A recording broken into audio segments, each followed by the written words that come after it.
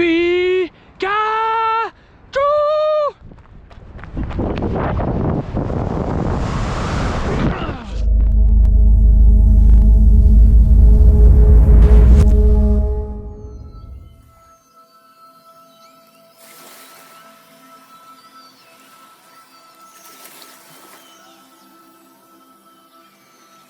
Je m'appelle Thibaut, cheval, et je suis aspirant guide de haute montagne.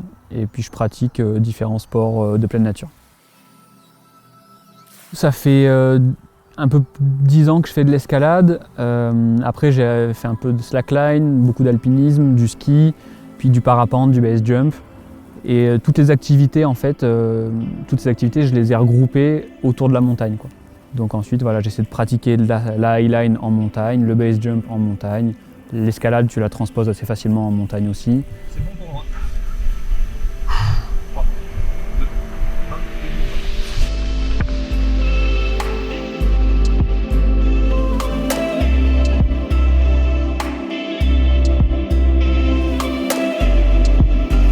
Voilà, donc tout est un peu articulé autour de la montagne, donc je progresse dans ces activités à côté, puis dès que j'ai le niveau suffisant, ou que je crois avoir le niveau suffisant, je vais pratiquer en montagne. J'ai commencé l'escalade à 4 ans, vraiment, enfin la première fois que j'y ai touché, c'est mon père qui m'a emmené. Donc il nous a fait grimper quand on était petit, on faisait de la randonnée, donc ça a donné un petit point de départ. Donc ensuite au lycée, escalade. Puis après j'ai regardé des films des Flying Frenchies, leur premier film qui s'appelait I Believe I Can Fly. Et donc là j'ai découvert le base jump et la highline. Et donc ça a été le début un peu de l'engrenage, quoi. Donc d'abord highline, puis base jump. Puis j'ai toujours voulu être guide, j'ai jamais trop su vraiment pourquoi, mais donc il y avait toujours ce projet montagne derrière, donc pareil, à côté j'ai progressé en montagne, et puis quand les niveaux étaient assez élevés dans chaque discipline, je pouvais les mélanger.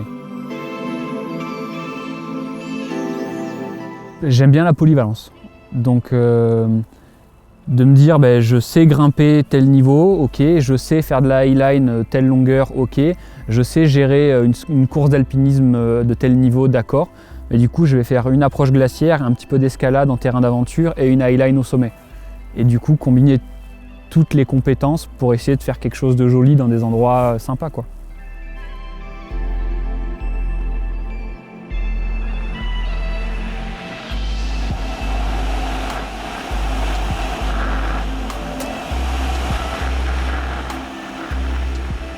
D'un côté, je les comprends parce que c'est vrai que c'est ce qu'on se dit la première fois qu'on voit des images comme ça. Après, il faut savoir que finalement, le base jump, c'est un sport dangereux, mais où il y a finalement assez peu de risques qu'on ne maîtrise pas. En montagne, on va faire du ski, il y a l'avalanche, on va grimper, il y a la chute de pierre, on passe sous un sérac, il y a les chutes de glace. C'est des dangers qu'on ne maîtrise pas. En base jump, la plupart des accidents, c'est des erreurs humaines. Donc l'erreur est humaine, donc on est amené à faire des erreurs, mais on ne peut pas dire c'était pas ma faute. Donc partant de là, je trouve que c'est moins dangereux d'aller faire du base jump que d'aller en montagne avec un client peu expérimenté et qui risque de tomber et de nous emmener avec lui dans sa chute. Donc c'est une question de préparation, de comment est-ce qu'on arrive dans la discipline, de se contrôler en fait, d'essayer de ne pas aller trop vite, trop loin. Et si on est capable de faire ça, de se cadrer un petit peu, je dirais que c'est pas un sport si extrême que ça. C'est un sport à risque, mais pas plus que l'alpinisme, que l'escalade artificielle à haut niveau, que de faire du VTT de descente à haut niveau ou de sauter des cascades en kayak. Je veux dire, c'est juste chaque discipline, quand on la pousse à un certain niveau, ça devient dangereux. Le base jump, c'est pareil. Ancrage numéro 1, 2 numéro 2, 1,04. Triangulé sur une élingue Dynama avec un check qui travaille et triangulé avec ce gros bloc. Bon matin. Regarde là. Wow, c'est bon là. Ça va être dur aujourd'hui, je crois.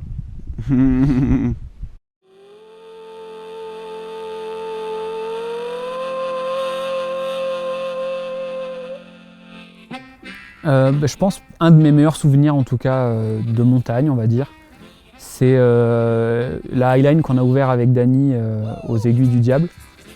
Pour moi, c'était vraiment la combinaison de plein de compétences et ça m'avait pris du temps pour avoir chacune de ces compétences. Et c'était un peu le summum là, pour moi à ce moment-là, d'avoir fait cette highline. On a mis 3 jours dans la montagne avec 2 bivouacs à 4000.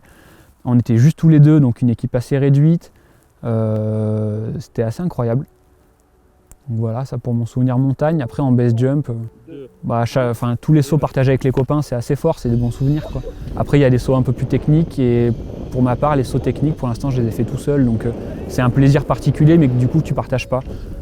Donc c'est des bons souvenirs mais c'est différent. Enfin, c'est sur un pied d'égalité entre un saut facile partagé avec 5 copains ou un saut technique que je fais tout seul. C'est pas le même plaisir mais le plaisir est là, quoi.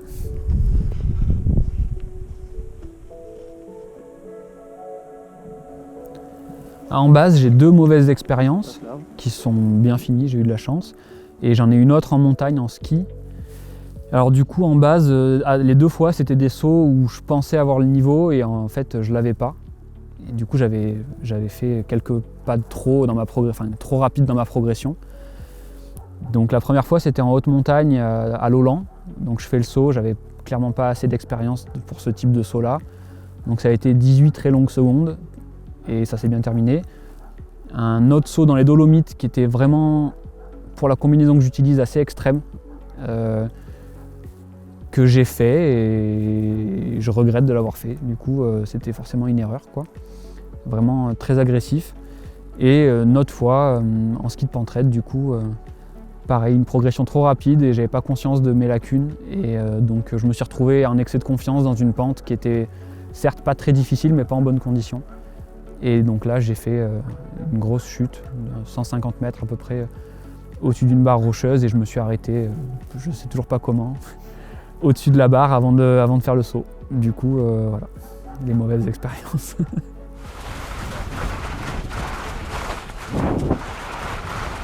Il y avait un petit bout, ça peut être un peu dur. J'ai plein d'objectifs. J'ai envie de progresser plus en base jump, là ça fait 2 ans que j'ai mis de côté, donc j'aimerais bien passer l'année prochaine à sauter beaucoup, à progresser, à avoir des combinaisons un peu plus grosses, peut-être passer à la wingsuit, on verra. Et sinon en alpinisme j'aimerais bien aller en Himalaya, alors soit en Himalaya, soit même juste dans les Andes. En fait j'aimerais bien goûter à l'altitude, aller au-delà de 6000, entre 6 et 8000. Essayer de skier en altitude, essayer de grimper en altitude ou d'essayer de décoller en parapente d'un sommet. Enfin, je suis ouvert à peu près à tout, juste j'ai envie d'aller voir ce qui se passe un peu là-haut.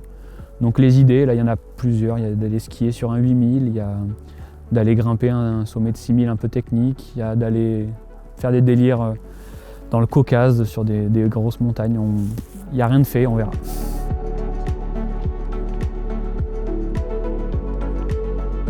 L'état du monde, c'est une grande question, j'ai pas de réponse, c'est sûr, mais ce que je trouve en tout cas dans les sports que je pratique, c'est un peu la simplicité et l'humilité, et je trouve que c'est ce qui manque un peu dans notre société. Pour résumer, on va dire, pour faire vraiment court, on se complique beaucoup la vie, on fait des choses, des fois on sait pas pourquoi, mais parce que tout le monde fait comme ça.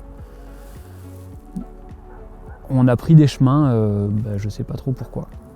J'ai pas la réponse et j'ai pas de solution. Mais plus de simplicité. Je trouve ça beaucoup trop complexe. On complexifie des choses qui pourraient être vraiment très simples. Et c'est dommage.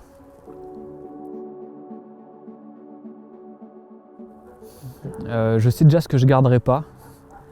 C'est les réseaux sociaux.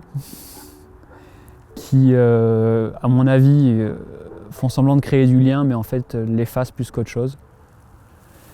Après, ce que je garderai, il y a beaucoup de choses à garder, mais là, comme ça, je peux pas te donner une liste. On a fait des choses, l'humanité a fait des trucs cool avant de tout envoyer valser.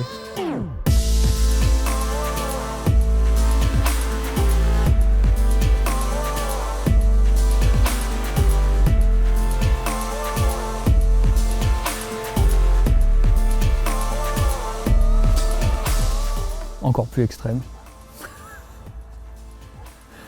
Non, je sais pas. Je sais pas, parce que justement les réseaux sociaux, YouTube, tout ça, j'ai l'impression que ça pousse au vice.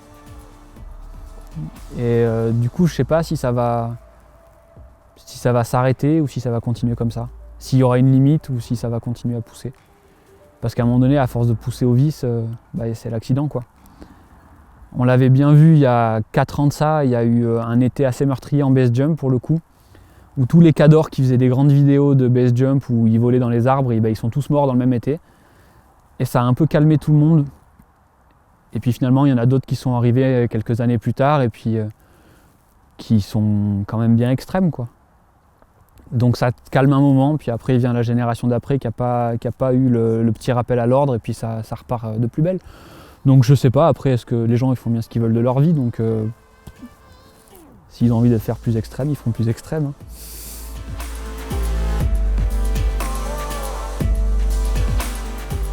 Parce qu'en fait extrême pour moi c'est un comportement, c'est pas un sport, il est jamais extrême. Tu fais du VTT là sur le chemin, c'est pas extrême. Tu fais du VTT dans une pente à 60 avec des cailloux partout et ça devient extrême. Tu fais du base jump, tu fais que des sauts faciles en ayant une bonne marge parce que tu t'es bien entraîné, tu as fait des sauts d'avion, enfin tu t'es bien préparé.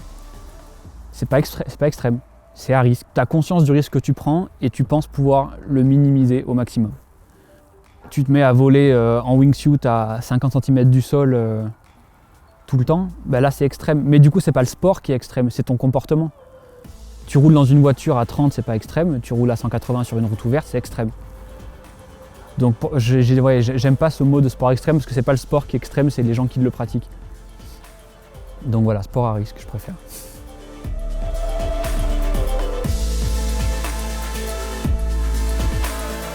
Je dirais qu'il faut faire ses choix, les assumer, aller au bout. Et puis pas se laisser dire quoi faire, quoi penser.